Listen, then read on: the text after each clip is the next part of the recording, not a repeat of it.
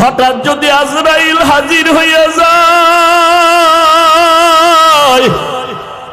আজরাইল আলাইহিস সালামকে যদি আল্লাহ পাঠায় দেয়, আর আজরাইল আইসা যদি দেখি তোর হাতে নাচ গানের মোবাইল,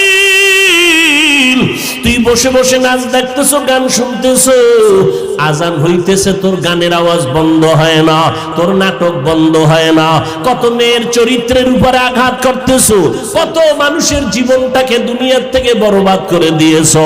আজরাইল যখন আসবে তোমার সামনে স্বাভাবিক অবস্থায় আসবে না। আল্লাহর নবী বলেন, এই গুনাহগার নাফরমানের সামনে আজরাইল এমন বিকট আকৃতি ধারণ করবে, মাথা আসমানে, পা জমিনে, এক হাত মাশরিক আর এক হাত মাগরিবে, চোখগুলো নীল নদের মতো বড় বড়, দেখিয়া ওর কলিজা উল্টায় যাবে, পাগলের মতো হয়ে যাবে। ও মা বলিয়াও ডাকতে পারবে না, আব্বু বলে ডাকতে পারবে না। আজরাইল আইসা রূহটা যখন ধরার জন্য শরীরের উপরে কদম রাখবে, রূহটা শরীরের জোড়ায় জোড়ায় জোড়ায় জোড়ায় পালাইতে থাকবে, বের হইতে চাইবে না। চরমনের জমিনে ঘুমন্ত সৈয়দ ইসহাক রাহমাতুল্লাহ আলাইহি বলতেন, লাঠির আগায় আলকাতরা মাখিয়া তুলার মধ্যে বাড়ি দিলে তুলাগুলো যেমন লাঠির মধ্যে চলে আসে, ওরে গুনাহগার জাহান্নামের আসামির যুবক, আজকে গুনার মজা পাইয়া, আজকে তুমি আমি টুপি মাথায় দিই, তোমার পায়ে ধরলাম, তোমার টুপি মাথায় দিতে ভাল লাগে না, তোমার কপাল এত খারাপ, নিজেও দাড়ি রাখতে পারো না, যারা রাখে তাদেরও পছন্দ করো না, নিজেও নামাজ পড়ো না, যারা নামাজ পড়ে তাদেরও পছন্দ করো না, এত কপাল পোড়া তুমি কেমনে হইলা, নিজেও হালাল খাও না, যারা হালাল খায় তাদেরও তুমি পছন্দ করো না। আজরাইল যখন রূহটা টান দিবে, সাথে সাথে শরীরের রগগুলো সিরিয়া রূহটা হাতের মধ্যে চলে যাবে। আল্লাহর নবী বলেন, জ্যান্ত বকরির চামড়া খুললে যেমন কষ্ট, এর থেকে শতগুণ কষ্ট বেশি হবে বেনামাজির জান কবজের সময়। অনেক সময় যারা মরণের মানুষের পাশে থাকেন, দেখছেন বেনামাজির জান কবজের সময় চোখ উল্টায় যায়, হাত পা বাঁকা হয়ে যায়, এর মাত্র কারণ আজরাইলের দেখিয়া সহ্য করতে পারে নাই। নবী বলেন, ওর জন্য আমার মাওলা জাহান্নাম বানায় রাখছেন, একটা জেলখানা বানায় রাখছেন। ওরে আল্লাহর দেওয়া পানি, আল্লাহর দেওয়া বাতাস, আমার মাওলার দেওয়া সূর্যের আলো, আমার আল্লাহর দেওয়া চাঁদের আলো, আমার আল্লাহর দেওয়া জমিনের ফসল খাইতেছো, আল্লাহর দেওয়া নদীর মাছ খাইতেছো, আল্লাহর এত কিছু নিয়ামত খাইয়া যারা আল্লাহর বিরোধিতা করবি, মানবি না, আলেম ওলামারা পাও ধরে ধরে নামাজের দাওয়াত দেয়, শুনবি না, এরপরও গালাগালি করবি। আল্লাহর নবী বলেন, আল্লাহ রাগ করিয়া বলে, ফেরেশতা ওই জাহান্নাম ওর জন্য বানায় রাখছি জেলখানা, আমার হুকুম মানে নাই। সরকারের নজরে আমরা জনগণ সব সমান, কিন্তু এরপরও সরকার জেলখানা বানায় রাখছে, রাষ্ট্রের মধ্যে বালাখানাও বানায় রাখছে। জেলখানা কাদের জন্য? যারা সরকারের আইন অমান্য করবে তাদের জন্য জেলখানা, ওখানে রিমান্ডের মাইর দেওয়া হয়। আল্লাহ বলেন, আমার কাছে সব বান্দা মোহব্বতের, আমি আল্লাহ চাই না কেউ জাহান্নামে যা। এই জন্য আমি আল্লাহ প্রত্যেকটা রাতের গভীর তৃতীয় ভাগে আমি প্রথম আসমানে আসি, আমি আমার বান্দার গুনাহ মাফ করার জন্য ডাকতে থাকি। আলা মিন মুস্তাগফিরিন ফাগফির আলা, আলা মিন মুস্তারজিকিন ফারজুকা। আমি আল্লাহ পাক ভোর রাত্রে আসি, প্রতিদিন প্রথম আসমানে আমি হাজির হয়ে যাই, আর আমি ডাকতে থাকি, রে গুনাহগারেরা তোরা কই?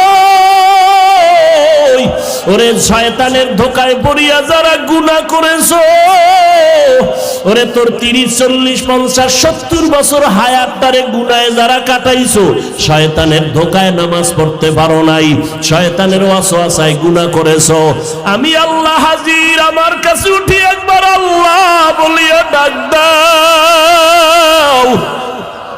আমি আল্লাহ তোমার গুনাহ মাফ করার জন্য হাজির হয়ে গেলাম। ওরে দুনিয়াতে তোমার অপরাধ যদি একটা হয়, এক ধরনের মামলা, যদি তুমি অপরাধ 2 লাইনে করো, 2 লাইনে 2 ধারায় মামলা, অপরাধ যদি 3 লাইনে করো, 3 ধারায় মামলা। এইভাবে কারো বিরুদ্ধে 10টা মামলা 10 ধারায়, কারো বিরুদ্ধে 30টা মামলা 30 ধারায়, 30 ধারার মামলার জন্য 30 বার হাজিরা দেওয়া লাগে এবং রায় 30 রকম হয়। কিন্তু আমার আল্লাহ বলেন, বান্দা তুই জিনার গুনাহ করছো ধারা একটা, তুই মা বাবার সাথে বেয়াদবি করছো ধারা আলাদা, কিন্তু আমার মাওলার কাছে এই ধারা কিন্তু গণনা নাই। তুই 30 বছর 50 বছর 70 বছর গুনাহ করিয়া পাহাড় বানাইছো। আরে বান্দা তুই যদি মাথা নত করিয়া একবার আমি আল্লাহকে আল্লাহ বলে ডাক দিয়া বলো, হে মালিক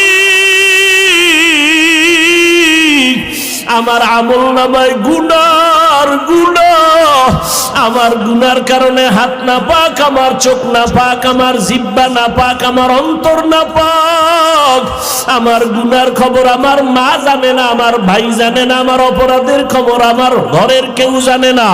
যদি আমার মা বাবায় জানতো আমি জিনা করি, আমার মা বাবায় লাথি মেরে তাড়ায় দিত।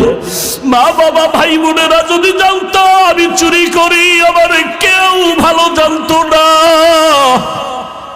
ও আল্লাহ তুমি জানো, তুমি দেখছো, এরপরেও রাগ করিয়া পানি বন্ধ করো নাই, খানা বন্ধ করো নাই, গুনার কারণে রাগ করি আমার সম্মানের চেয়ার থেকে তুমি ফালাইয়া দাও নাই, গুনার কারণে তুমি রাগ করিয়া বাতাস বন্ধ করো নাই, গুনার কারণে বেজার হইয়া তুমি সূর্যের আলো চাঁদের আলো বন্ধ করো নাই।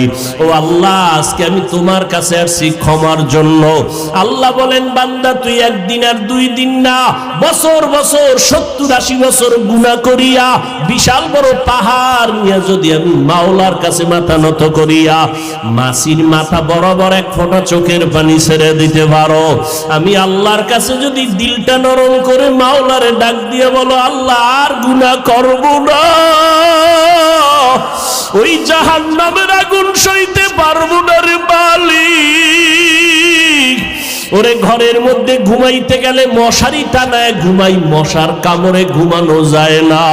ও আল্লাহ গুনাহ নিয়ে কবরে গেলে যে আযাব হবে সহ্য করতে পারবো না, কই পাবো মশারি?